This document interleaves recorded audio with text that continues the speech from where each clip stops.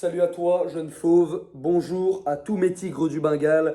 Aujourd'hui, je te donne une astuce qui va te permettre, appliquée au quotidien, de ne plus te branler, d'arrêter enfin de te palucher, de réussir à être en rétention séminale plus de 7 jours, plus de 14 jours, plus de 15, 20, 30 jours, 100 jours et autant de jours que tu veux.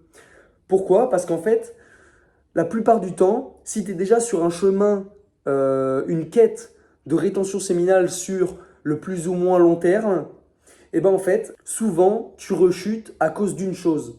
C'est à cause de franchissement de barrières représentant des mauvaises habitudes qui t'amènent petit à petit à te branler le soir ou à te branler dans la journée. C'est quelque chose que j'avais pu remarquer sur moi et j'avais pris quelques notes à ce sujet il y a maintenant plus de 6 mois.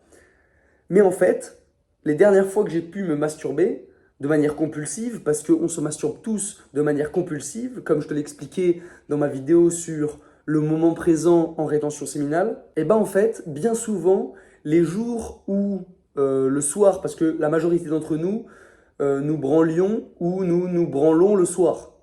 On éjacule le soir, parce que c'est le soir où tu as une chute entre guillemets, du niveau de dopamine général dans ton corps, donc ton corps en a besoin, en recherche. Et c'est à ce moment-là, souvent à la tombée de la nuit, que tu vas te dire « Putain, je vais m'envoyer une queue, je vais me taper une queue, comme ça je vais bien dormir, machin, je vais être détendu. » Sauf que t'es une grosse merde quand tu fais ça, et c'est dommage. Et je comprends que t'aies envie de passer au-delà, et ben écoute bien cette vidéo. Donc souvent dans ces journées-là, tu as cultivé des mauvaises habitudes. Des mauvaises habitudes qu'on peut représenter de manière métaphorique comme des barrières. Des barrières qui te séparent en fait de la masturbation.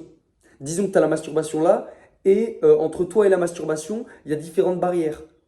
Par exemple, moi je fume des cigarettes. Il y a 6 mois, ça m'arrivait encore de fumer des joints de temps en temps. Et ben dans la journée, dès que je fumais un joint, bam, j'ouvre une première barrière qui me rapproche un petit peu plus d'une potentielle branlette le soir.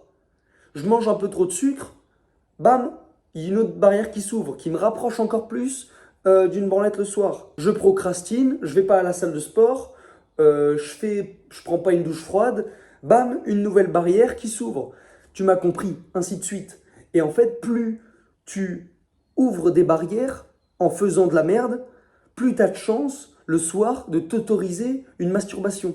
Si toutes ces barrières restent fermées et que toute ta journée, tous les jours, tu es discipliné à atteindre tes objectifs, à faire ce que tu avais prévu de faire pour la journée, eh ben, tu as beaucoup moins de chances de te masturber. Parmi ces barrières, on peut également mettre le fait de se conditionner à se masturber. Dans le sens où, par exemple, sur le fil Instagram, je pense, de 90% des hommes, des fois, tu as des images que tu n'es pas censé voir. Tu as de la pornographie douce. Tu as des meufs un peu mignonnes. Donc déjà, va pas sur Instagram. Va pas sur Instagram ou sur TikTok ou sur toutes ces merdes. Parce que quand tu vois ne serait-ce qu'une photo d'une jolie femme, avec du rouge à lèvres, machin et tout, putain, t'es là en mode ça te matrixe le cerveau et tu t'es déjà en train de t'imaginer potentiellement, enfin tu te conditionnes à le soir te toucher pour te vider. Parce que t'as vu une belle femme, tu vois. Donc ça, il faut éviter aussi. Après, c'est une question d'habitude. Il sera beaucoup plus simple pour celui qui, ça fait 2 mois qu'il a commencé à essayer d'être sur la durée en rétention séminale et qui a habitué son corps à déjà réduire la fréquence d'éjaculation chaque semaine ou chaque mois. C'est normal. Quand tu es habitué, quand tu te masturbes tous les jours, bah, ton corps il est habitué et il va te falloir plus de temps que celui qui espace déjà les éjaculations de disons une semaine ou plus d'arrêter et de réussir à garder sa semence dans ses couilles sur le long terme. C'est logique. Donc il faut y aller petit à petit. Donc premier conseil, tu as compris mon histoire de barrière, ne franchis pas de barrière, ne t'ouvre pas de barrière, garde les barrières bien fermées pour te garder éloigné de la masturbation.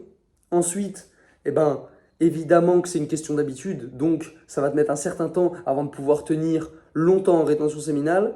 Et troisième conseil, qui est plus un cadeau ou une opportunité que je t'offre qu'un conseil, c'est de regarder la description, le premier lien en description, qui t'enverra vers l'offre de Thomas Mayer-Chéré. Tu as 1 mois satisfait ou remboursé. C'est une offre que moi, je me suis procurée il y a à peu près 6 mois, offre dans laquelle en fait il va t'aider par de multiples exercices à tenir ta rétention séminale. Et en plus de ça, il t'apprend plus ou moins à bander sur commande, il t'apprend à avoir des orgasmes non éjaculatoires, il t'apprend à comment gérer tes pulsions en fait. Comment passer d'homme normal à putain de surhomme. Et Dieu du sexe, j'ai envie de dire. Et mes mots sont pesés.